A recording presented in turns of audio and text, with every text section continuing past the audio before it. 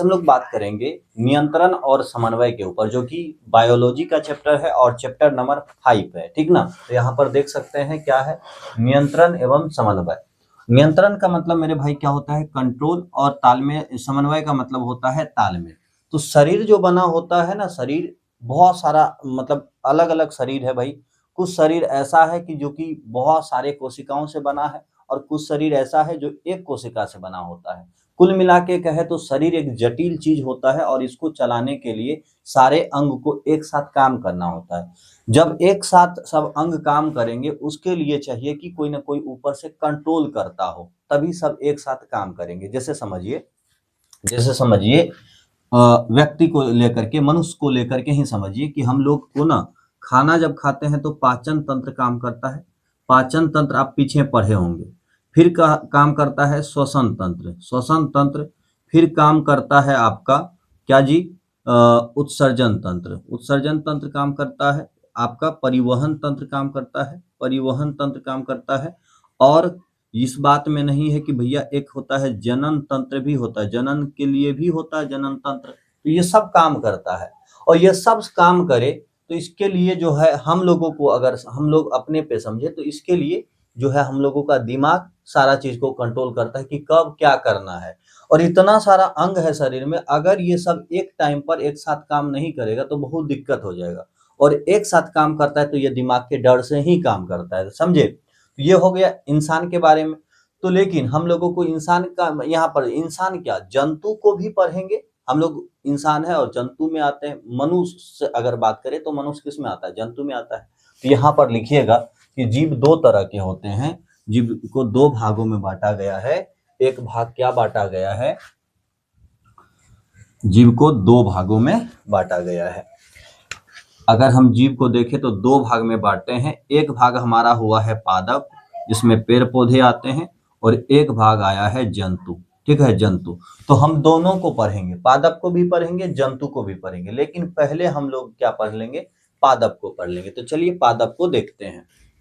पादप को देखते हैं तो पादप में लिखिएगा क्या, पादप में थोड़ा सा समझना होगा। शरीर जंतु का हो या पादप का हो, कैसे बना है इनको तो समझना ही पड़ेगा। तो सबसे पहले था कोशिका।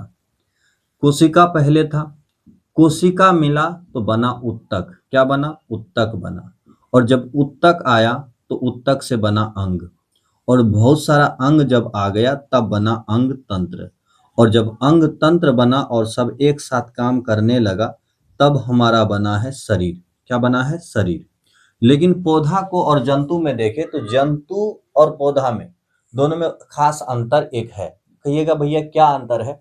तो जंतु के पास, जो कि उच्च कैटेगरी के जंतु है, यानी कि उच्च श्रेणी के जंतु है, जो विकसित जंतु है, उसके पास है आपका तंत्रिका तंत्र। ठीक है, यानी कि नर्वस सिस्टम। नर्वस वो नहीं कि कोई काम नहीं कर रहा है, नर्वस है वो वाला सिस्टम नहीं है। नर्वस सिस्टम होता है कि एक कोशिका से बना है, तंत्रिका कोशिका से वो सिस्टम बना हुआ है, जिसमें जिसका एक भाग दिमाग भी है। दिमाग भी जो है तंत्रिका कोशिका का ही बना होता है। ये सिस्टम होता है जो कि पूरे शरीर को चलाए।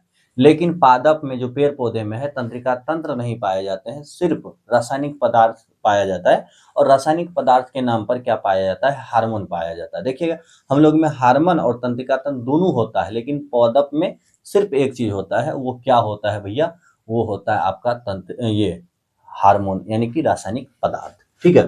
तो शरीर का निर्माण चाहे वो जंतु का हो चाहे किसका हो, पादप का हो, इस तरीके से होता है। ठीक ना। तो इन चीजों को नोट कर लीजिए, फिर आगे देखिए बढ़ते हैं इन सारे प्रश्नों के ऊपर। चलिए, यहाँ पर एक टॉपिक है कि भैया उद्दीपन से क्या समझते हैं। उद्दीपन से क्या समझते हैं।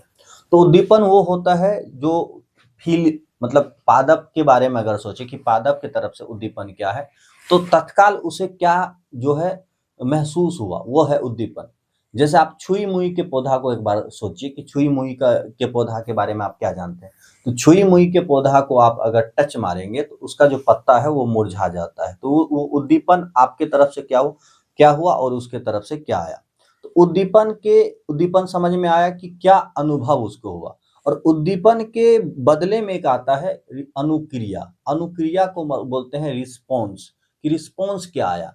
तो जब छुई मुई को आप छुएंगे, छुई मुई को छुएंगे, कहिए बाबू छुई अमुई, छुई मुई।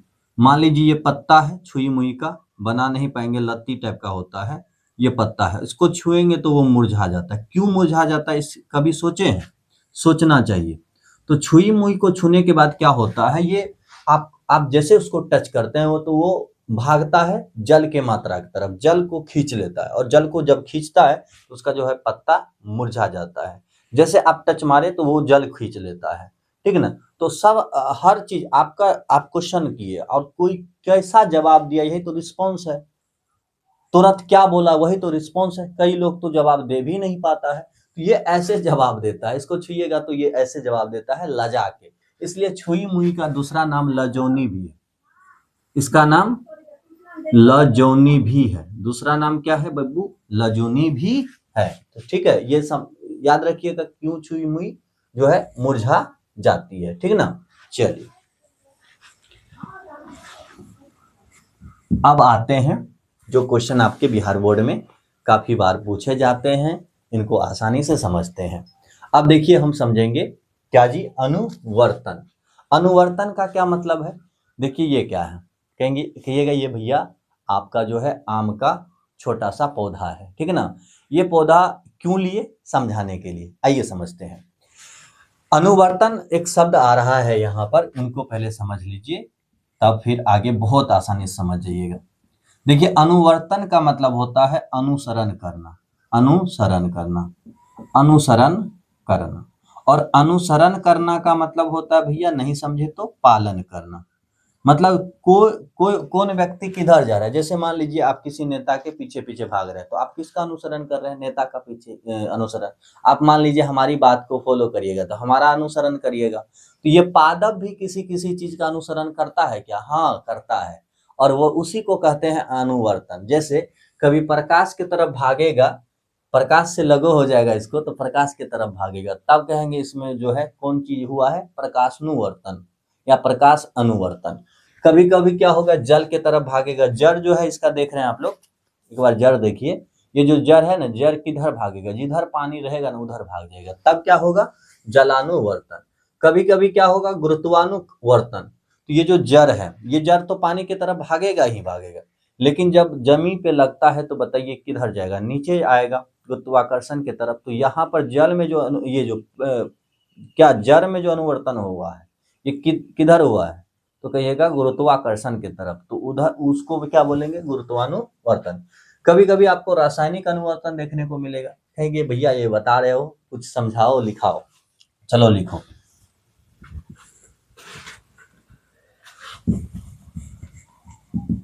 अब लिखना चालू करिए। अब क्या है यहाँ पर देखिए, लिखिए इसका आंसर। इसमें क्या होता है, इसमें पौधे के जो अंग हैं, अंग, पौधे के अंग किधर बताए थे अभी बताइएगा, कहिएगा प्रकाश की ओर गति करते हैं, प्रकाश की ओर और गति करते हैं। इस बात को लिख लीजिएगा। भैया ये कहाँ देखने को मिलेगा, तो ये देखने को मिलेगा आपको ये तना में, ये जो देख रहे हैं तना में और पत्ती में। देखिएगा कि जिधर प्रकाश रहेगा ना उधर चला जाएगा। तो यह कहाँ कहाँ देखने को मिलता है, तो लिखिएगा पत्ती में, पत्ती और तना में देखने को मिलता है, देखने को मिलता है, ठीक है। अब मेरे भाई क्या है, अगला क्या है, जलानुवर्तन। तो इसमें क्या लिखिएगा, पौधे के जो भाग है इसमें लिखिएगा, पौधे के जो है, ऐसे इसमें आप लोग लिख लीजिएगा, ये छोड़ दिए हैं इसमें तो इसमें भर लीजिएगा, पौधे के अंग लिख लीजिएगा, अंग किस दर, जल की ओर गति करता है, जल की ओर क्या करता है, गति करता है, गति करता है। अब ये भी आपको जड़ में दिखाई दे सकता है। चलिएगा गुरुत्वानुवर्तन, इसमें जो है क्या लिखिएगा, इसमें पौधे के जो अंग है, पौधे के जो अंग है, अंग किधर जाएगा, कहिएगा गुरुत्वाकर्षण की ओर या गुरुत्वाकर्षण की दिशा में गति करते हैं। ठीक है, और इसमें क्या देखने को मिलेगा, तो इसमें एक उदाहरण लिख लीजिएगा, जर। इसमें जर यहाँ, चलिए ये वाला को हम बाद में लिखेंगे, तो इसी का लिखा रहे हैं अभी। जर जर की गति, जर की गति, जर की गति तथा तना की जो गति होती है, तना की गति गुरुत्वाकर्षण के विपरीत, गुरुत्वाकर्षण के विपरीत, गुरुत्वाकर्षण के विपरीत।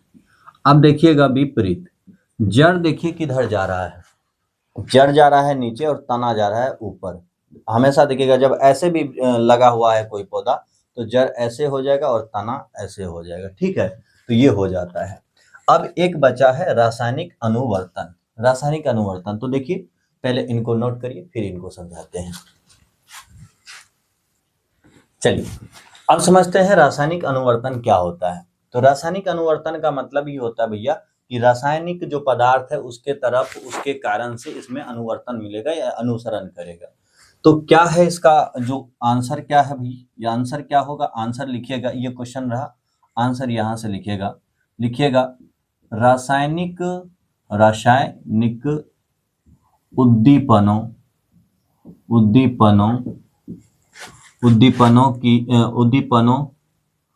द्वारा गति होती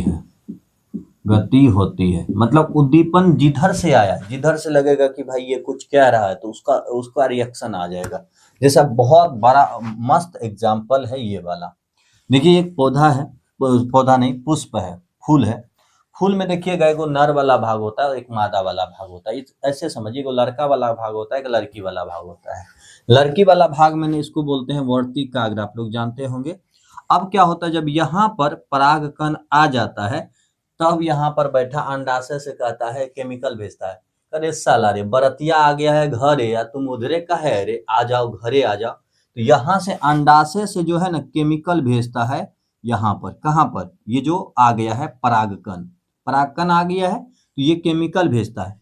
केमिकल भेजता है तो कहता अरे बाप रे, हम तो मुँहे पे थे, हमको घरे में देखल था। ठीक है, तो ये जब केमिकल भेजता है तब ये जो है यहाँ से ये जो कौन चीज आया है, परागकण, वो यहाँ पर आ जाता है, अंडाशय के पास आ जाता है।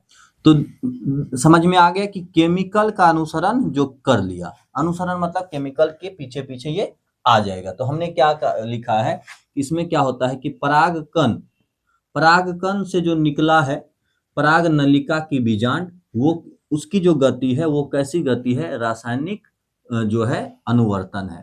तो लिखिएगा इसमें परागन के समय जो परागकण है,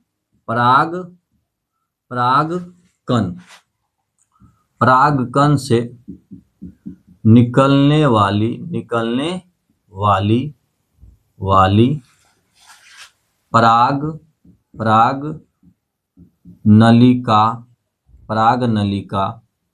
पराग नलिका की बीजांड की गति